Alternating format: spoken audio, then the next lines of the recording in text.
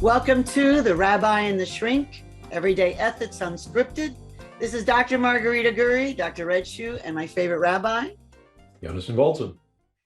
The rabbi and I are delighted to have you back. This is Breeda Miller. Welcome. Hello, how are you? Hi, Breeda. We invited Breeda back because she is an expert in self-care and in compassion fatigue. And right now, with so many businesses having been so affected by the pandemic, I think we need you, Breeda. Thank you. She's also got a one-woman play, Mrs. Kelly's Journey Home, that is striking hearts just where they needed to be and helping everyone to make good sense of the pain that they've struggled. So why don't we start there? Please talk to us about your journey to Mrs. Kelly's Journey Home. Journey is really the right word because it was an unplanned journey. As a caregiver, I was an accidental caregiver. I didn't know anything about it. I had no training. All I knew was that I loved my mom. And I was thrown into a world of medical diagnoses and dementia and treatment options and just overwhelming exhaustion and stress, being thrust into a situation that I never planned for. And it's not unlike, I think, when I think back now, because that was over 10 years ago. But living through COVID and living through the pandemic, the unknowns, the constant changing of the rules or the status, or what do we do now, or how does this impact my world, my life, my business, my family, my sense of peace. There's an awful lot of correlations to my experiences as a caregiver that I've been able to move forward and look at these ideas of compassion fatigue and of how the reality of how we care for ourselves impacts tremendously our ability to cope with the stresses in the world, our ability to deal with all of the incoming. And that's where I come from. The idea of the play, Mrs. Journey's Home, Mrs. Kelly's Journey Home, I couldn't not write it. It came to me, and I feel that it is my life's work. And that what I've been able to do is take this often horrible experience, but often profound and loving experience of being my mother's primary caregiver while raising my family, and learn the lessons, and then use a sense of humor and a keen sense of observation to translate this into stories that, while very personal, are universal and that people can relate to. And my hope is that people will learn from this. Attend this play. It's entertaining. It's funny. Your eyes might leak a little bit, I'm saying. But also, when you hear a good story, you may not remember, PowerPoint bullets or 1, 2, 3 facts, but you'll remember a good story. And this show is filled with the stories, the lessons that I learned, often a cautionary tale. What happens when you don't take care of yourself? What happens when you don't have the mental capacity to deal with stresses that are just beyond what you ever imagined would happen in your life? And that's what the show is about. The bottom line is we can't control all that happens to us, but we can control how we respond to it. And that is the essence, I think, of the value of self-care, so that you have the ability, you have the mental agility to respond and react in a way that's going to be productive and positive, and just make the situation, even a really, really bad situation, make it a little bit better. You said a couple of things there, Breeda, that really resonated with me. Someone recently pointed out to me that the word response is the root of the word responsibility. Mm-hmm. And what you said is exactly right. We can't control the things that happen to us. All we can control are our responses. And the difference between reacting and responding is critical, because as human beings, we tend to react. And training ourselves to respond, to choose the way we do respond, that makes all the difference in the world. And when you mentioned humor gets us through so many difficulties. If we can just look at the light side, you know, my father was slipping into dementia, and my mother was having a very difficult time, and she would get so impatient with him because she knew the man he was, and she couldn't reconcile the person he was becoming. And I was over visiting them, and the news was on, and it was showing this scenes of this, I think it was a hurricane that had struck Japan and this devastation. And my father turns to me and says, "Have you gotten any damage?" And I said, "No, Dad, we're good." It was big storm, but not that big. Yeah, you know, you just have to laugh. You do. And striking that balance of, you know, when is humor appropriate, what measure of humor is appropriate, letting just enough humor seep in to take the edge off the struggle and the pain and the challenge and the unpleasantness. I think it's a wonderful formula that you have devised to show us how we can apply this in all different aspects of our lives. Exactly right. And two things that I'd like to say is that, well, three things. It's hard, first of all. Secondly, many times it's so hard and so horrible that you can't find the humor when you're in the midst of it, when you're in the thick of it. And that's when you need to step back and give yourself permission to just not respond, not say something, not have, you know, I always think about, you know, the reason it's called a knee-jerk reaction, because there's a jerk involved. And it's usually not a positive response whenever you have a knee-jerk reaction. But when you think back to it, about where I found the humor is the ridiculousness of situations, the ridiculousness of your father's comment about the storm damage to you. Instead of, you know, being appalled and saying, well, of course not, that's ridiculous. I mean, it's on the other side of the world. And, you know, I had family members who really couldn't cope with, now my mother didn't have Alzheimer's, she had vascular dementia. My mother-in-law had Alzheimer's disease. And some of family members had a really hard time. And I was looking at some research, and in the old times, in the olden days, the idea, the therapy was to do everything you could to make sure the person with dementia was fully present, you know, that they knew the day of the week, and that you would correct them, and you try to bring them into the present at all costs. And the good news is, people finally realized, the professionals realized, no good will come of that. There is no point. And as the caregiver, as the person who is working so hard every day to bring that person into the reality, you're going to be frustrated. You're going to get annoyed, and you're going to think, this is not right. I've been trying so hard, and he still doesn't know who I am, or she doesn't know what day of the week is. Can you believe that? Or he knows he's not. Yeah, I can believe it. So my mindset is, as long as everybody's safe, you know, let's not be giving them the car keys. But when you want to talk about something, if that person is in 1957 and you can ask them a question about, wow, that must have been fun, tell me about it, they're going to be calm and peaceful. You're not going to be bent out and stressful. And honestly, who cares that they don't know that it's 2021, or they don't know that it's Wednesday? If you can find a way to, in fact, here's my little mascot that I think about with caregiving, Gumby. Blessed are the flexible, for they shall not get bent out of shape. Right? Right. Wonderful. And so it's finding silly, humorous things. I keep Gumby on my desk to help me when I get, you know, wound up or upset about something.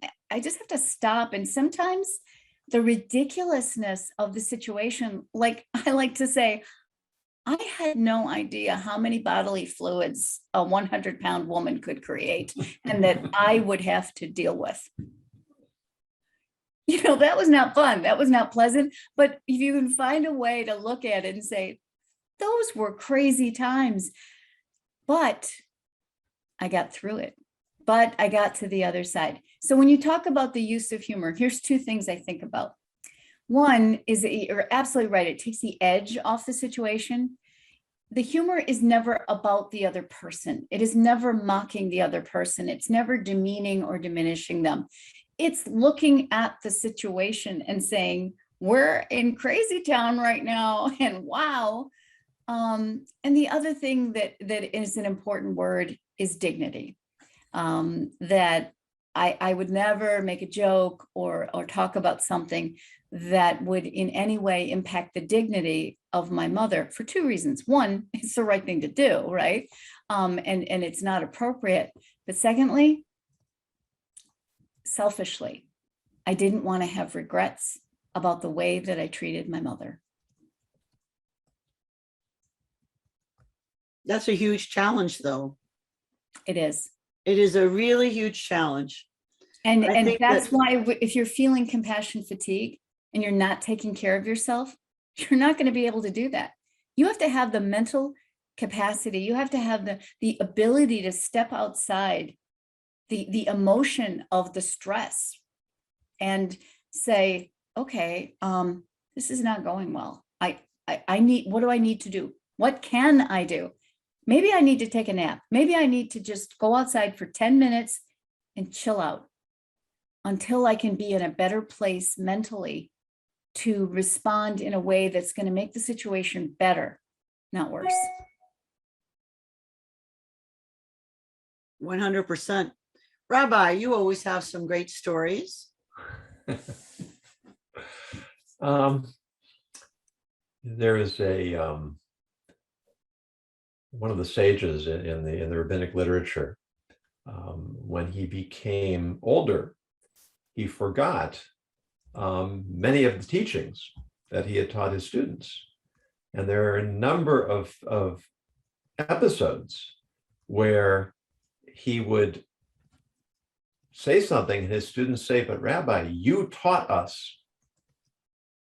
And they would remind him of what he had told them. They were showing him that they remembered what he had taught them. They were helping him remember what he had taught them. And they were doing it in a way that preserved the integrity of the law while preserving the respect and the dignity of their teacher. And, my mother is 93, and, thank God she has most of her faculties, but she's had to move into assisted living, and it's been a hard transition. She doesn't have the friends around. It's a new environment, and transition at that age is not simple. And I have to remind myself, and sometimes my family have to remind me, to be more patient and to be more supportive, because it's easy for us, especially when we have lives that are stressing us out. And then there's some deviation from the norm or what we think should be the norm. And it taxes us and it spills over. You said it's hard, and it is. It is. But it's so much better for us all when we take responsibility in our responses. Breeda has a story that's in her one-woman play, which is showing October 23rd, 22nd, 23rd, 24th. And we'll have the information available for everyone. But she has something that is a pivotal story, the ticket to heaven. Yeah. That story, for me, I keep it close to me because it reminds me of the choices we have in handling someone's persistent sense of shaming us, being mad at us for not doing something when they're no longer either capable because of dementia or because sometimes we're limited. Maybe we're stressed out, and even people without dementia. So this thing helps me to have a creativity. So please tell us that ticket to heaven story. I think everyone needs to hear it so they can apply it to their everyday life. Oh, Margarita, thank you. Yeah. And in fact, this is how it all began. I told this story on The Moth on NPR years ago, and it resonated with so many people. I realized I had a message to share with others from my experiences. So my mom was a lifelong traveler, and she emigrated from Ireland, and late in life, she developed vascular dementia, but she loved to travel. She was in hospice care in my home for a long time. And near the end of her life, she was sitting in her chair. And well, another thing was she was often referred to, there were two Breedas, the bad Breeda that she would complain to me about, who would make her take mind-altering medication like Advil, and who refused to give her tea during the night. And it was great for me because I could hear her complain about the other Breeda, which gave me an inside track into her mind. Anyway, one day she was sitting in her chair and she was just really stressed and worried. She was near tears. And I went to her and I said, "Mom, what's wrong? You look very upset." And she said, "It's that Breeda. I keep asking her for the bus schedule to Dublin and she just won't get it for me. And I need to go home."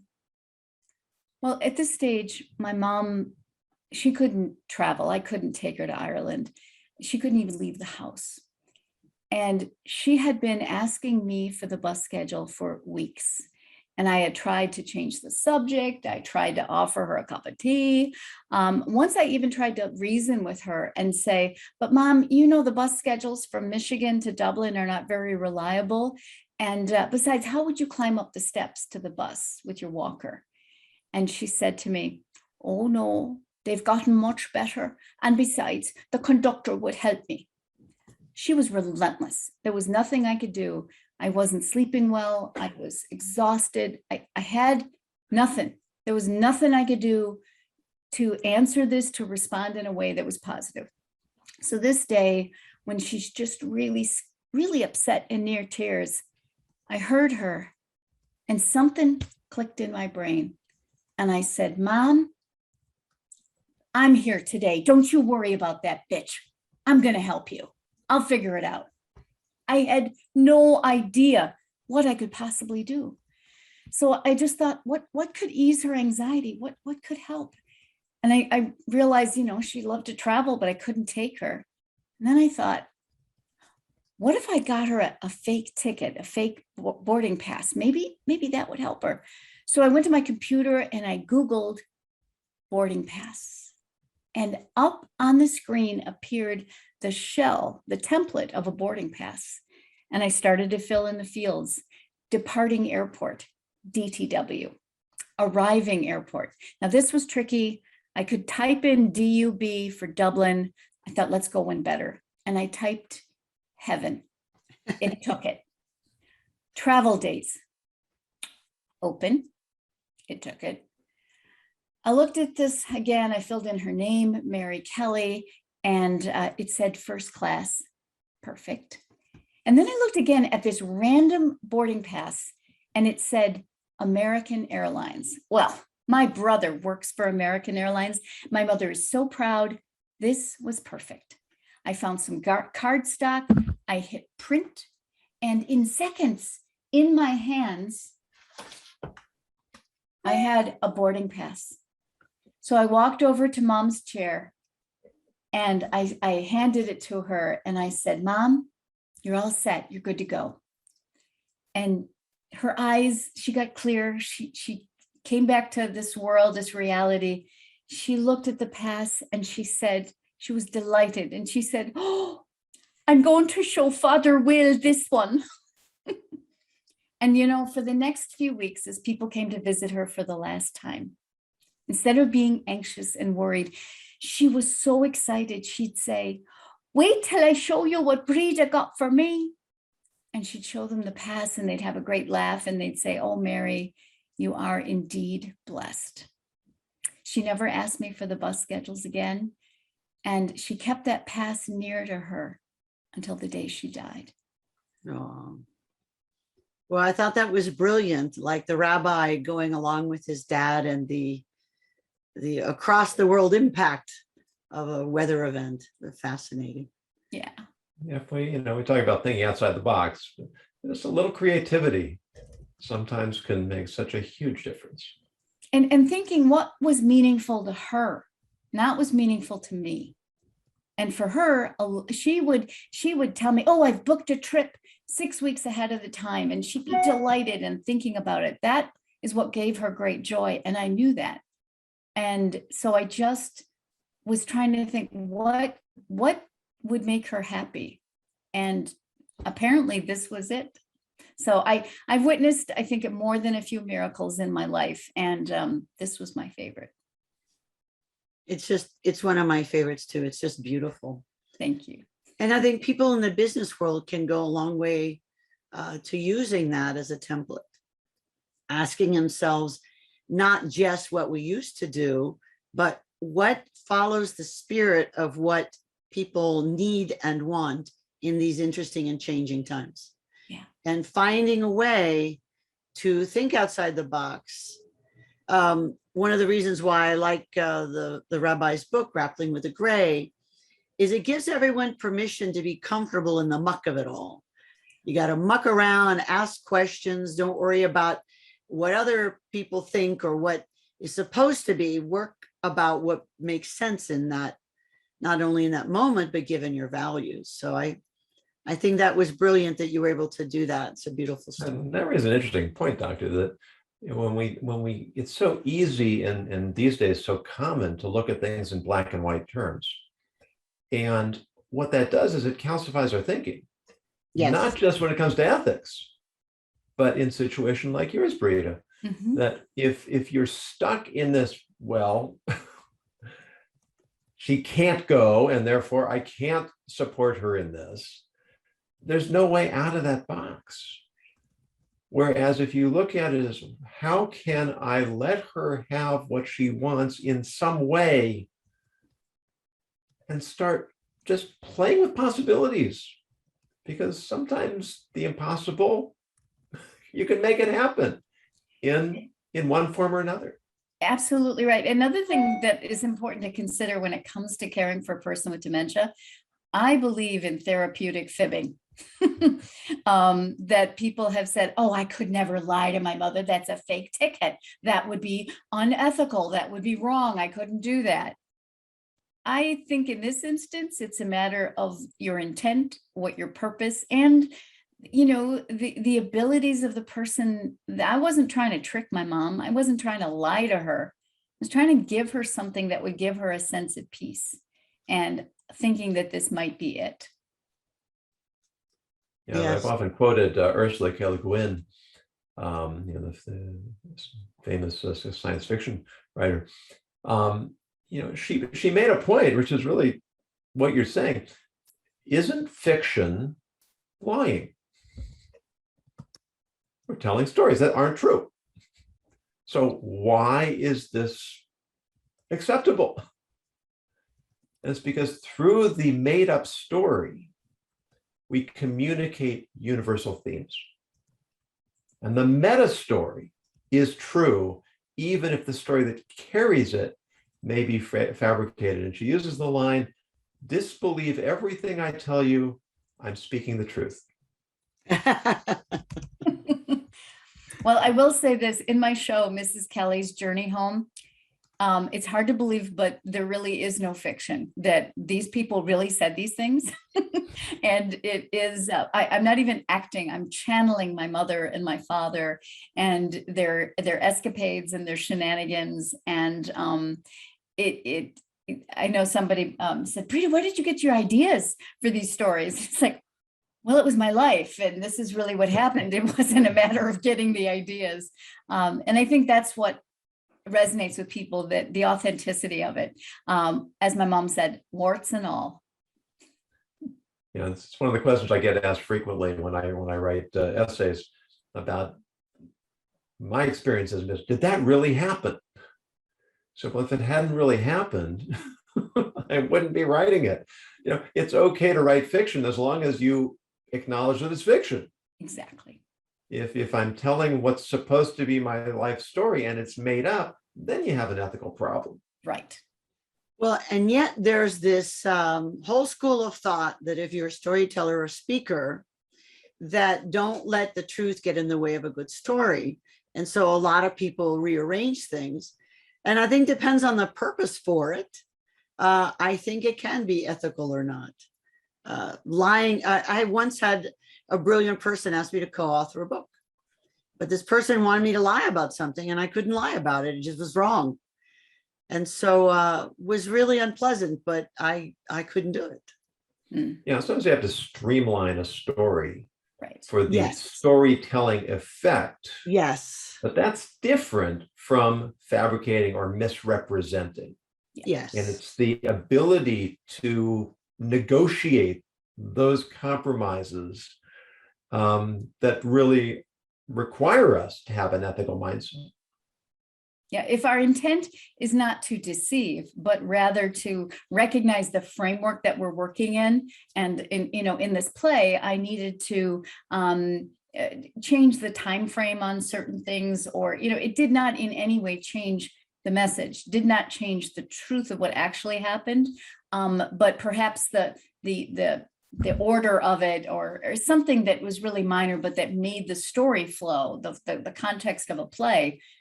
That is a creative license as the author. Although, in memorizing 30 pages of this, with it being a one-woman show, I'm very cranky with this writer. I mean, what was she thinking?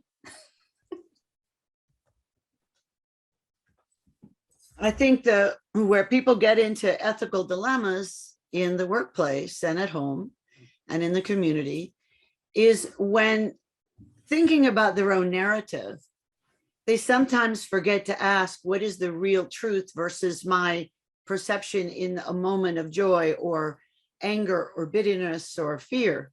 Yeah. And Rabbi, why don't you speak to that issue, please, in terms of grappling with the gray? So I think that's where some people get into ethical hot water. Well, I think that you've addressed that yourself, Doctor, in your story about your mother's red shoes. Yes. That she told you subsequently they weren't actually red. They were like cordovan, I think. Right? And yes, yet cordovan brown. Right. So your perception is the reality of your experience. Yes. And, I still kick myself for not keeping a diary or a journal when I was traveling, because I rely on memories of memories of memories of memories. And as far as I know, I'm telling the truth, but we know how unreliable the memory is. So we're sort of stuck with this understanding that we can't really trust our memories, but we have nothing else to go on. And in fact, this is fascinating. They did a study where they asked people to write down a perception of something that had just happened. And then they showed it to them. It was weeks or months later, after they had them recount the incident. And then they showed them how their memory was different from what they themselves had written down in the moment. And people refused to believe their own written account because their memory told them otherwise. And that's instructive. It's also kind of scary. It is scary. We're so invested in our perception of the truth that we won't let the real truth in. Which is why I love this Ticket to Heaven, because I think Breeda did something that a lot of people don't allow themselves to do. She was thinking with her heart. She was thinking with this big brain of hers, and she came up with a really creative solution that anchored her mother into feeling safe about her future.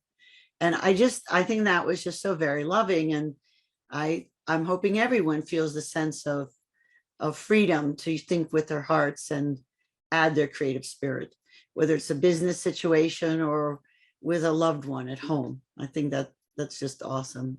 Thank you. And it doesn't have to cost any money. Well, and it didn't cost you a cent, did it? No, it didn't. I already had the card stock, so. And here you are now. Who would have thunk from all of this, now you're going to have a world premiere opening of your one-woman play. And my takeaway, I sat in on one of the first, readings, is that everyone got something different out of it. They're watching the immigrant experience. They're watching How do we understand our role in helping somebody as a caregiver? How do we heal from that? What do we do? And I think asking the questions, as the rabbi always goes back to, what are the questions that we need to ask if we're going back and looking at an event in our lives? What are the questions need asking?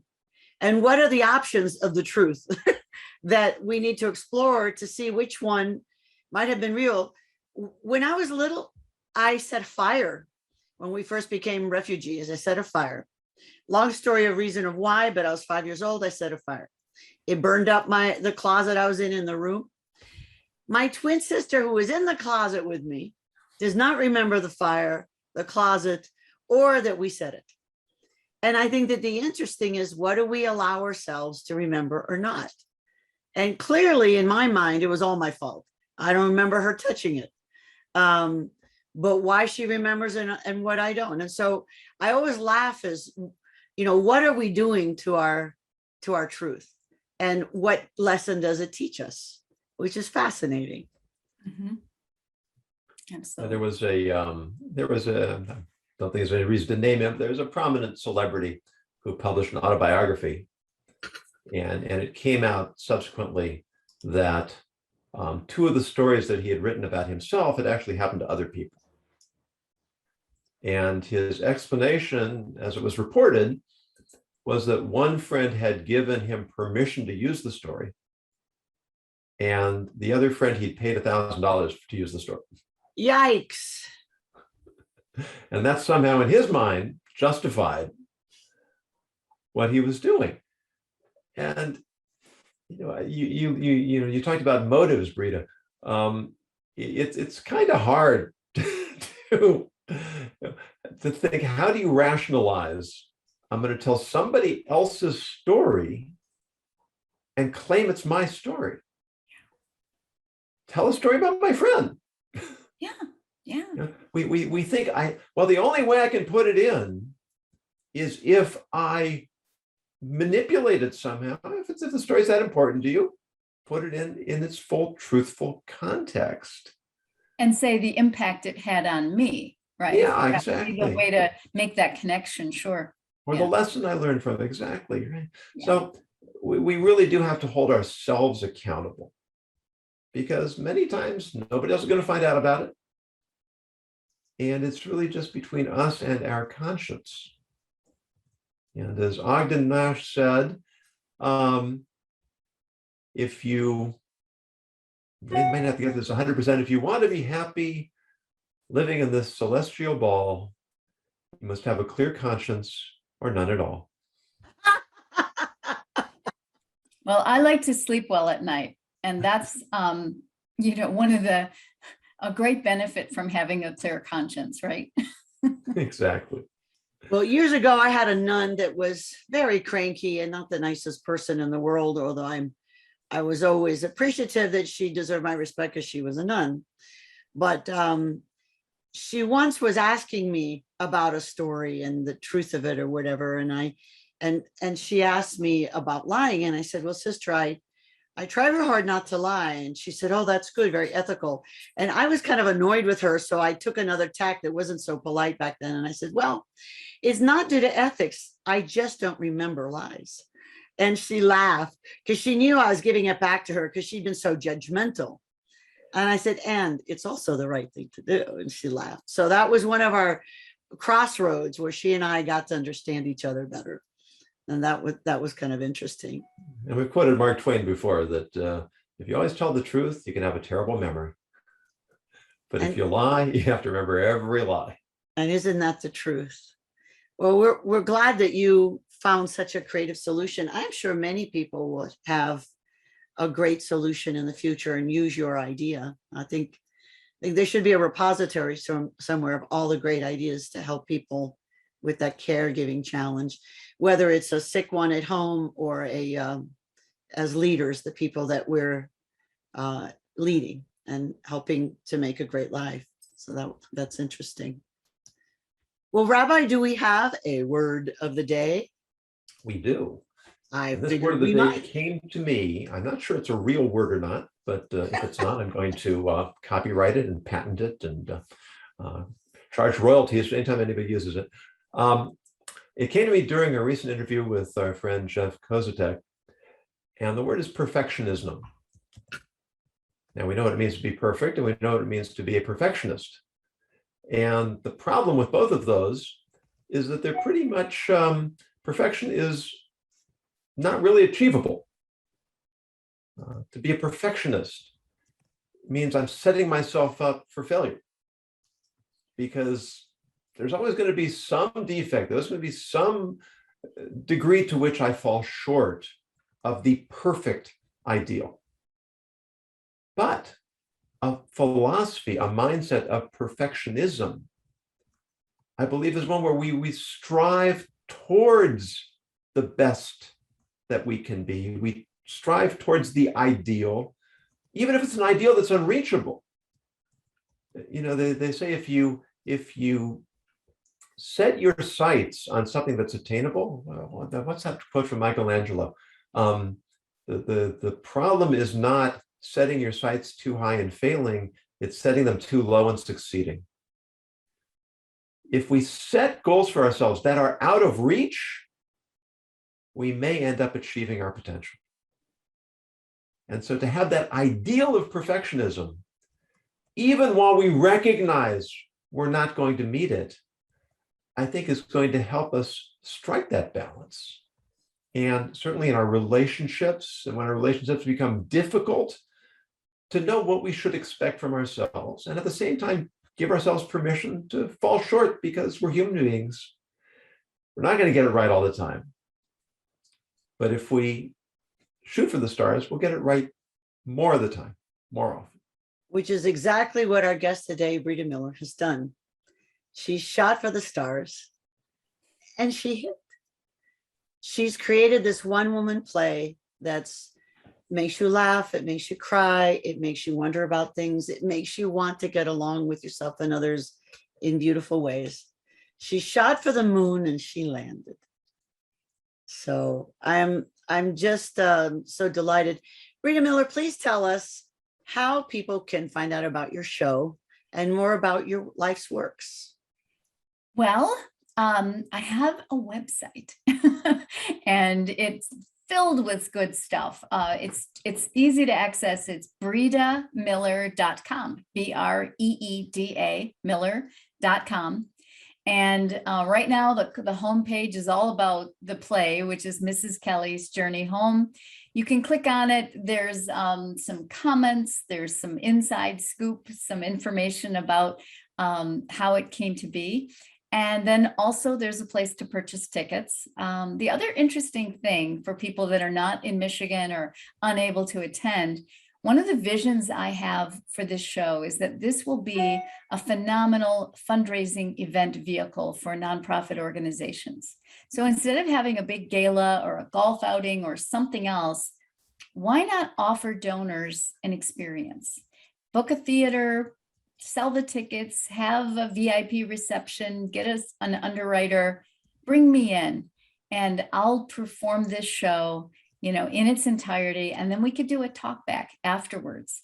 And I think that the messages in this show really are about hope, about love, and about goodness. And regardless of the nonprofit, whether it's for an illness or for a school or for organizations that are doing good in the world. I think that's the rule that I will have. Any organization that wants to hire me, you know, I'm going to make that decision about working with them if they're doing good. That's really what I want to do. Well, thank you for sharing that. Rabbi, did you have a final word? No, I think that's a wonderful place for us to leave off. How about you, Doctor? Last word for us? Well, for anyone listening, not everyone can be a Breeda Miller. So sometimes we don't have the mindset or the health or the skills to be a caregiver. And if that's the case, we can empower them the way Breeda has empowered all of us with her story to be able to be creative and to meet the needs lovingly of everyone, whether it's someone who's ill or the people we're leading. So I think we can all breedify. I call it the breedification. Whenever I'm intoning her energy, I'm breedifying or in the breedification moment. And I urge everyone to do the best they can, not more than they can, and use her example in whatever way might be helpful to not feel guilty in any way that they couldn't do that. But we all have that ticket to heaven, right? And I'm going to cash mine in. And we all want to remember that it is so important to take a break before you break. And on that note, thank you so much for being on our podcast again. We're just grateful. And everyone, please join us on Tuesdays at 12:30 for the Rabbi and the Shrink, Everyday Ethics Unscripted. And we look forward to your input. Thank you, everyone.